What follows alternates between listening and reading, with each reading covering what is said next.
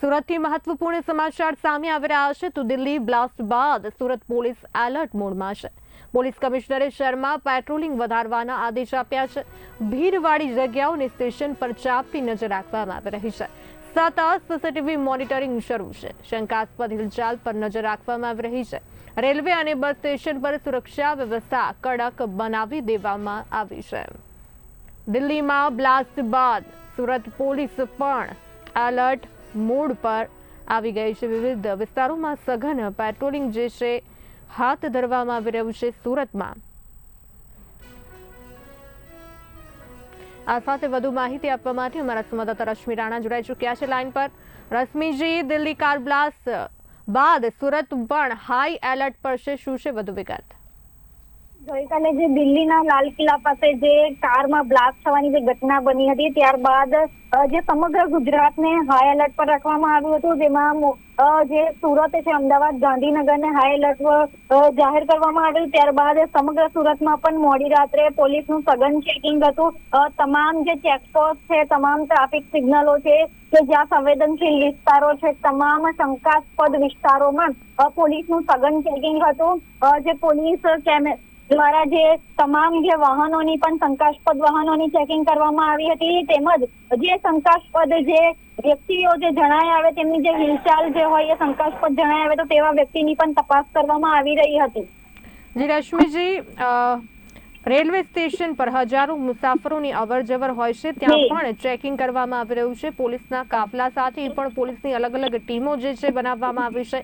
સાથે એવું કહી શકાય મુસાફરોની બેગ, સામાન અને ગત રાત્રિથી જ ચેકિંગની પ્રક્રિયા જે છે ઝીણવટભરી તપાસ કરવામાં આવી રહી છે। સાથે દસ્તાવેજોની ચકાસણી પણ કરવામાં આવી રહી છે।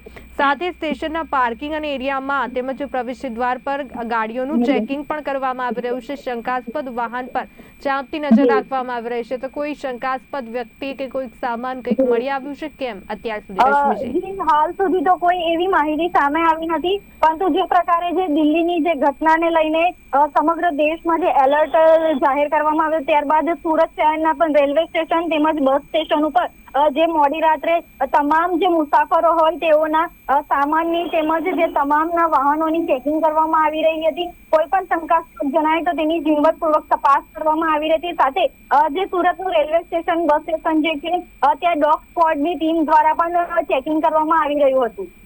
રશ્મિજી, રેલવે સ્ટેશન પૂરતું જ નહીં, પોલીસ દ્વારા તેની આસપાસના વિસ્તારોને પણ આવરી લેવામાં આવ્યા છે ચેકિંગમાં।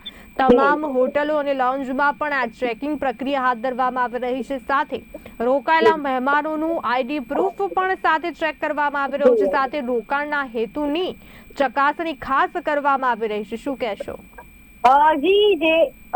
સુરતનું જે હોટલો તેમજ લોજ તેમજ જે ગેસ્ટ હાઉસની પણ જે રોકાયેલા જે મુસાફરો હોય તેઓના જરૂરી ડોક્યુમેન્ટ્સની તપાસ કરવામાં આવી રહી છે। સાથે સુરતની જે હોસ્પિટલો જે છે, સિવિલ હોસ્પિટલ, જે પ્રીમિયર હોસ્પિટલ છે, ત્યાં પણ જે ત્યાં આવતા જતા દર્દીઓ તેમજ તેમના સગાઓની તેમજ ત્યાંથી બહાર નીકળતા વાહનોની ચેકિંગ કરવામાં આવી રહી હતી।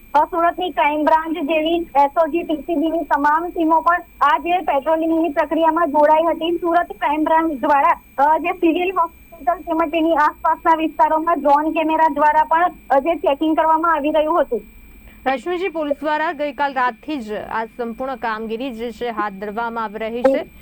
અત્યાર સુધીમાં શહેરને સુરક્ષિત ગણી શકાય તેવું ચિત્ર પણ સામે આવ્યું છે સુરતનું, અને પોલીસ દ્વારા રાત દિવસ સતત પેટ્રોલિંગ અને ચેકિંગ દ્વારા શહેરમાં સુરક્ષાનું વાતાવરણ જાળવવામાં આવી રહ્યું છે। લોકોનો કેવો પ્રતિસાદ છે આમાં?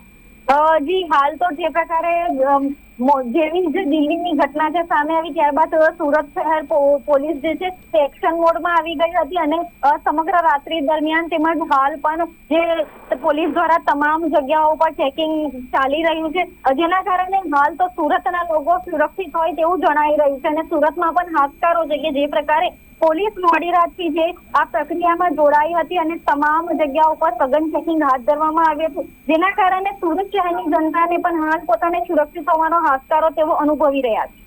જી રશ્મિજી, સમગ્ર માહિતી આપવા બદલ આપનો આભાર। તો સુરતમાં દિલ્હી બ્લાસ્ટ બાદ સુરત પોલીસ એલર્ટ મોડ પર છે। પોલીસ કમિશનરે શહેરમાં પેટ્રોલિંગ વધારવાના આદેશ આપ્યા છે। ભીડવાળી જગ્યાઓ અને સ્ટેશન પર ચાંપતી નજર રાખવામાં આવી રહી છે।